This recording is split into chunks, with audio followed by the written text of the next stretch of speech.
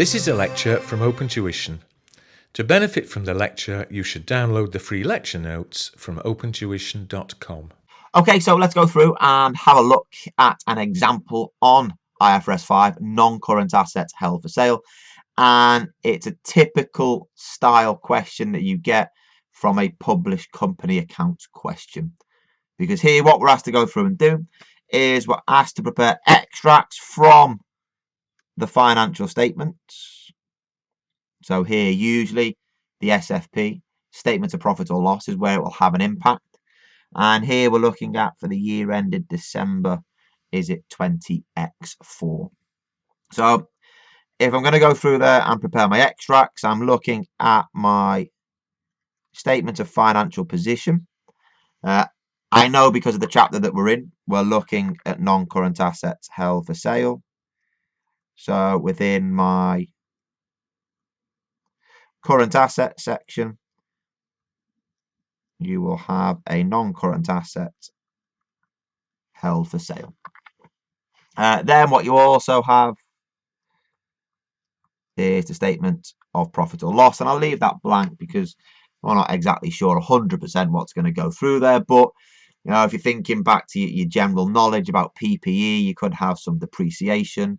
If we go through there and value that non-current asset held for sale at the lower of the carrying value and fair value less cost to sell, well, there could potentially be an impairment alongside any depreciation charge for the year. But let's just hang fire, shall we? Let's not get too carried away and let's see where we get to.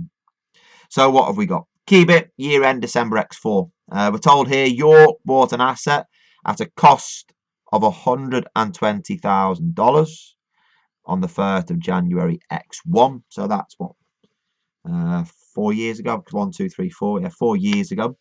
Depreciated at straight line 10 years. Residual value is nil. Makes life a bit easier, doesn't it? And the depreciation is charged pro rata on a monthly basis. Okay, that's important within this question. On the 30th of, put my teeth back in, on the 30th of December 20x4. So that's 1 month just before the end of the year, 11 months into the current year. What happens? You're classified the asset as a non-current asset held for sale in accordance with the rules of IFRS 5.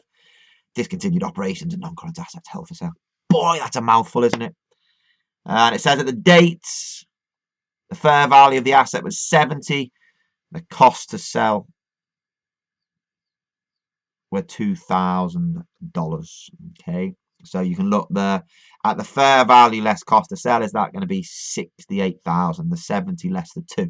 But the key bit is that we don't have the carrying value at November X4. That's what we'll need to work out. And then we're also told as well the asset had not been sold by the December X4 reporting date.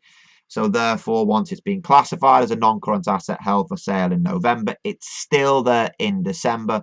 So there is no profit or loss on disposal, and the asset is still held as a non-current asset held for sale. So what I'm going to have to do is I'm going to have to do a small working to work out the value of the non-current asset held for sale. We're 11 months into the year when IFRS 5 took place. So there's going to be some depreciation for us that 11 months of the year, and there could potentially be an impairment. So what I would do is I would start there with my workings. Again, if you want to do the easier bits first, fair value less cost to sell is the 70,000 less the 2,000. So does that give me $68,000? Okay, that's the fair value less cost to sell. We need to work out the carrying value at the 30th of November X4. So what have we got there? Well, we know that the cost on the 1st of the 1st X1 was $120,000. $120,000, wasn't it? We need to go through there and depreciate. So charge depreciation.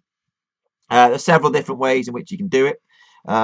If you work it out on an annual basis, remember it's 120,000 over 10. So that's 12,000 per annum. So for X1, it will also be there for X2. We'll also charge depreciation for X3 of 12. You then just need to be careful in X4, because when you're looking at the carrying value, that's at the 30th of November 20X4, isn't it? So it's just 11 months into the year. So if that's the case, you need 11/12 of 12,000,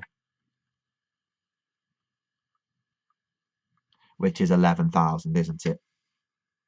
Just be careful that 11,000 is your depreciation charge, so that will go on the statement of profit or loss. It's very easy to go through there and in the excitement of the question and forget how much depreciation to charge in the current year.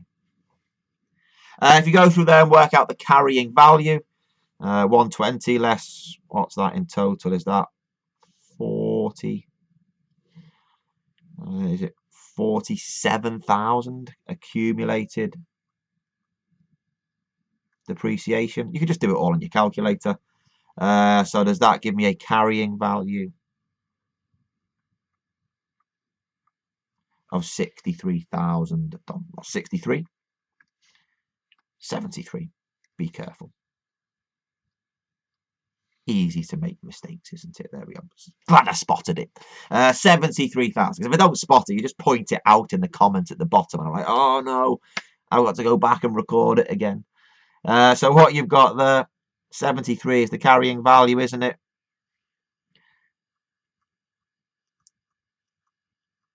So 73,000. We then need to go through there and look at the lower of the carrying value and the fair value less cost to sell. So that's 68, and that's 68,000 is what appears on the SFP, isn't it? Why? Because that is the lower of the two, isn't it? So my non-current asset held for sale is there at 68,000. You've just got to be very, very, very, very, very, very careful, haven't we? Why? Because when you're processing the debits and credits, and you don't need to go through and prepare and write out the debits and credits within the exam, this is just purely for demonstration purposes. You credit the PPE, so we remove the 73,000, don't we? You debit your non-current asset held for sale. Is that there with 68,000, and hopefully you can see that that does not balance. So there is a debit of 5,000. That debit goes to the statement of profit or loss. So that's there as a balancing figure. And that debit in profit or loss, what does that appear as? That is there as your impairment. Technically, that impairment is just a 73,000 less the 68,000. That's all you'd need to show within the exam. You don't need to write out the debits and credits if you don't wish to. Okay. There we go. So, if that was to appear within the exam, you're looking at getting marked for the depreciation. So I would suggest within that question, that's a challenging part of any question. The easiest bit within there is the depreciation, isn't it? After that, everything else becomes that little bit of a challenge. So work it through, double check that you're happy with the answer. You can work the numbers. You can see what we have done with regards to the application of the rules within IFRS 5 and your non-current assets held for sale.